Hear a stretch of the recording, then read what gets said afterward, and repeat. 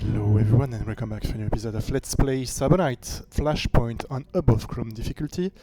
Special episode this time. I was considering doing a mid-campaign recap. Well, mid-campaign if the campaign makes it to the end, but you get my point.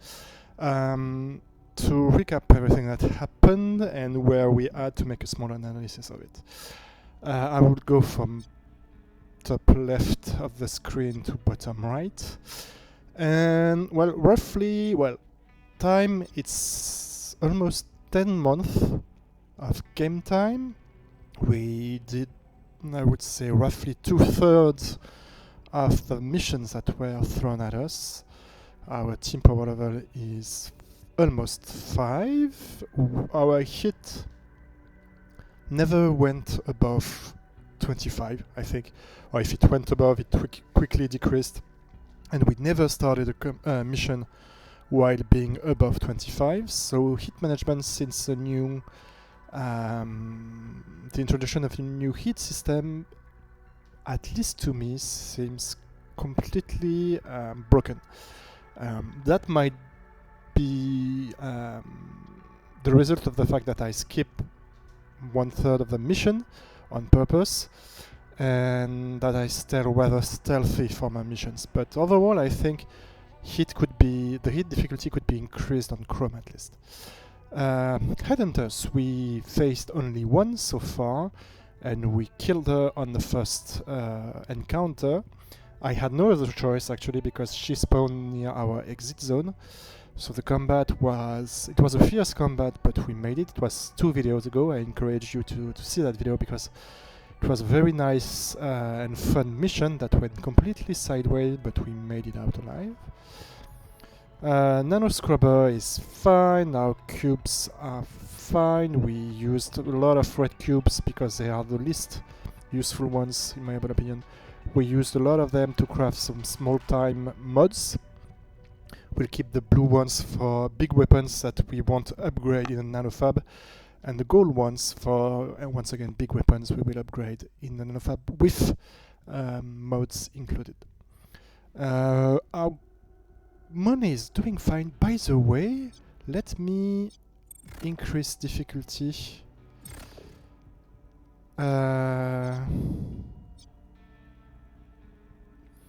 I said that difficulty would increase by power level 5. I'm gonna increase it now by a lot, by increasing the monster HP boost. No, not completely, let's stay to 140 for now. There were 25, so let's go like this, halfway, and we'll push it to the max at PL like 5.5 or something. Money payment is below what it is in Chrome. It's 100% on normal, like 90% on brutal, 80% on Chrome. Now it's 70% here, and we have everything that costs 50% more. But so far it went rather okay-ish, I would say. I have been pretty savvy in terms of not purchasing anything that I would not have a direct use and immediate use for, except for upgrades on power wires or cryogenic levels that I do usually in advance to make sure my tasks are in progress at any time, so that I'm not in the need of waiting for 4 extra days to get the room up. Yeah, my barrack is still at level 1. I mentioned in my very first video about Cyberknight Flashpoint that I tend to only use 8 recruits per campaign, because I think that's a sweet balance in having a small roster, yet you can tackle everything you want to tackle in terms of legworks or missions, and the levels of everyone is pretty well taken care of, because you don't have idle mercs staying on the bench. So everyone has a decent level, and everyone has a replacement should I need to. Yeah, let's see quickly the builds that I have. I have the current equipment for my CK. So level 4 assault rifle, level 4 pistol, level 1 rare light armor, and regarding the clashing, she is still a pure Cyberknight. 1 point in security scramble, 1 point in look ahead, 1 point in pre-computed advantage. Maxed out tactical surge, 1 point sync. I will max out atomic stutter whenever I can, and same thing for rewind much later. I might multiclass her into a soldier, I think, later. But for now, I prefer to max out atomic stutter and rewind. I might want to dip just 1 point in, let's see, in marker sights, or 2 points in marker sight at some point. Probably take Overwatch, Savagery and Recoup later. Or maybe collect Coordinated Charge, we'll see. Anyway, that's for my CK. As for the face, I will pick all the handling intermediary nodes later, because I value handling above all else for my mercenaries experience. I have Dealmaker maxed out, obviously that's one of the best talent in the game. Initially I went through Co-Conspire that I never used, but that was the easier path to get to Dealmaker and to max it out ASAP. Then I went to Current Feeding, Pulling Strings level 1, and Puppet Master that I will upgrade soon. I then went to Efficiency Grid just to get token regen every 30 days. That's fine, that's a nice pace, should I say. And I have Field Coordination every 10 days that grants bonus token on use, and that can grant us various extra bonuses, which are extremely nice for the field ops operation. I might do the same thing for digital coordination then, but so far I'm not. I'm only level 12. Our hacker Remy level 14. I went for packet loss, extra charge, extra duration, still nice. Hard shell level 1. I will respec and remove hard shell later on. Overclock maxed out. Null up, that's gonna be maxed out later. I first pick the extra charge, then the extra damage, and especially the cost reducing sub-upgrade, and I will pick all the others whenever I can. Then we went for zero interrupt that can like temporarily nuke a full node. That is extremely good for very nasty nodes with nasty ICs. Then we went to a scapegoat that I will upgrade here to double its efficiency. And then we went there, and same thing, we will use or upgrade the bottom row to double the value of spoof later on whenever we can. Later I might as well maybe get to trunk patch and upgrade it a little, or I might as well turn new Haki into a soldier with just a few points in the bottom skill tree of the soldier. Our Agent X Sniper, as I mentioned early in this campaign, I just used 1-pointers for white noise, which is extremely good as a 1-pointer. Very situational, but when you need it, it's extremely good, especially in the early campaign. Glitch just has 1-pointer that can help me over edges and stuff like that, or just to TP beyond security devices whenever it's needed. A 3-pointer for line crawler just to get extra range and especially extra charge. Very nice, very nice trait for stealth. So having 2 charges like this for the whole team is nice. And then I went full sniper, 1-pointer in Deathwatch, maxed out strike zone. Soon to be maxed out GTAC, but I don't really need the extra evasion. I would like to get the extra crit chance, but extra evasion is not that useful at the moment. I prefer to get to quiet kill 1-pointer first, and then I will first max out Nest, which is an incredibly good talent for well-designed sniper. Yep, that's gonna be it. I don't think I will take 1 point in skull shot probably and 1 point in rapid ready, but I would only upgrade much later if I can. But that's it for now for Eagle. Our Scourge Soldier, I went for the basic 3-pointer for Dissolve.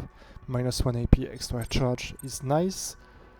Disorient 1-pointer just to get to Brainworm that I will upgrade later on as soon as I can. I will take this AP cost reduction. I'm surprised actually I haven't already taken it. And that extra charge. The extra duration is not that useful in my humble opinion. And then Navotok Shell that I will also upgrade later. Then I went 2-pointer for Marker Sight.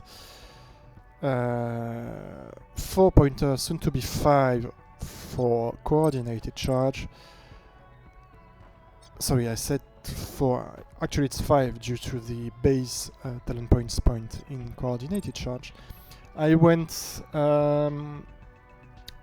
as well on a 5-pointer for Iron Grip, which is arguably one of the best talent for Soldier. Just a 1-pointer for Overwatch. It does its job whenever needed, especially against Headhunters, actually.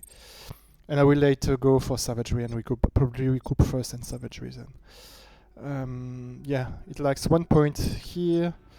Here is fine, and just a few points in Navotok Shell in Brainworm later. And then we've got Seed, our gunslinger, that I will probably turn into a sniper should something happen to Soren. That will do a lot of good for sniper rifle, since Seed has a nice passive trait to add 10% of the ballistic damage as pure extra damage, so with snipers that's gonna be awesome. Alexa Casper is our second hacker, and Warren is basically the replacement of August whenever August is on the bench. I haven't trained them at their maximum potential because I don't need them yet.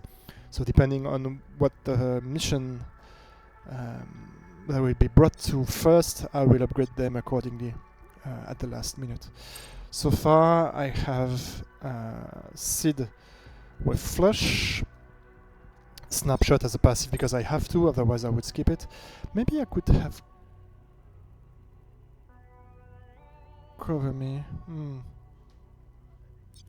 instead of Snapshot. Okay, both are rather bad, but because I like Twin Iron, I will later probably go to Fanning. So far I went with Gunkata first, but Fanning could be useful as well, and Ricochet as well is great with snipers.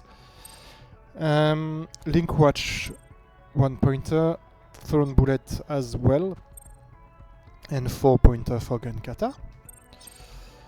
Alexa is spec'd so far just like Remy, and Warren just like August, basically. And as for the equipment, you have stun stick and small SMG. I would be glad to have a good sniper on you, but unfortunately I only have a level 2 ray gun so far. Level 2 common SMG with you as well. Rather decent shotgun on you and small time SMG on you as well. You have 2 small revolver ready, you have another stun stick here, and you have nothing because you would get that equipment should you need it. Regarding the rooms, we have Command HQ level 4, that's slightly unnecessary, we could have stayed at level 3, but the upgrade was not that expensive and we'll need to upgrade it later anyway. Storage level 7, I might need at some point to get to level 8. Let me check something first. Here it is.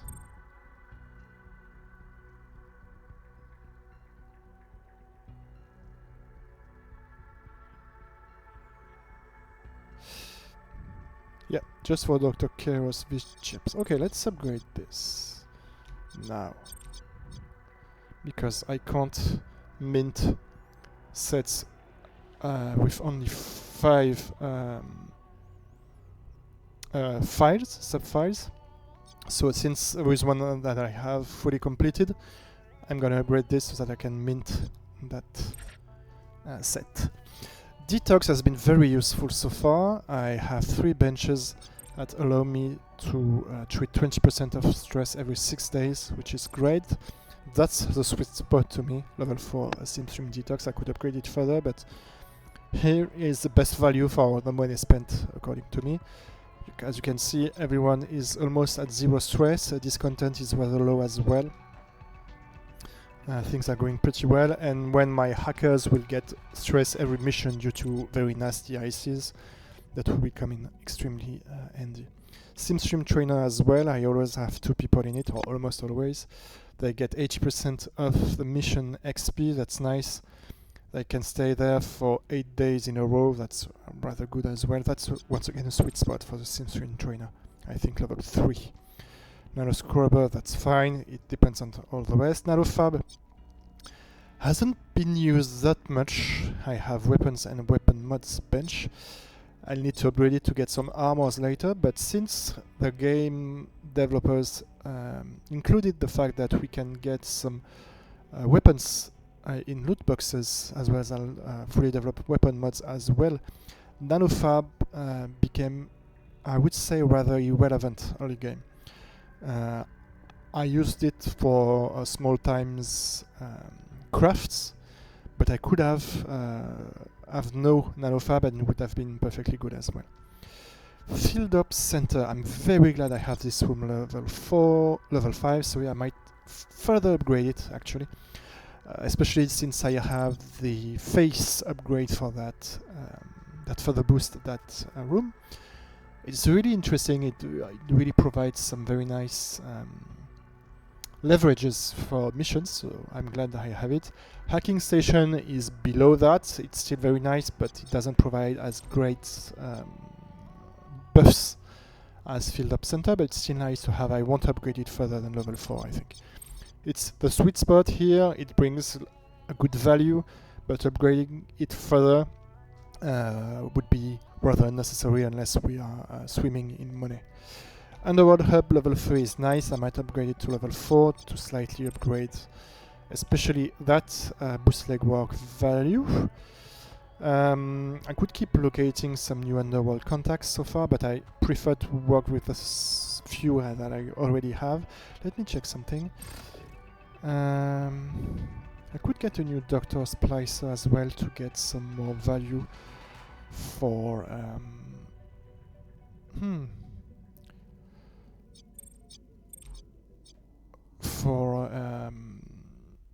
cybernetics.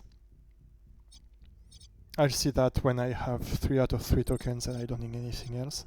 I have a legwork upcoming, so I might want to keep my tokens yet. Our counter intel pod has been completely useless so far. As I mentioned, my hit has been very low, always very low, so counter intel pod is not that useful.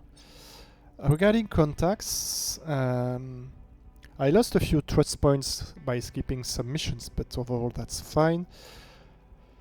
Agatha Kerensky, we had a power play with her that went well, so we I think, I'm not 100% sure, I can't remember for sure. But yeah, oh yeah, we saved, I think, from a power play we had with Tosca, so that's fine. Our nightclub owner, he's waiting for a power play.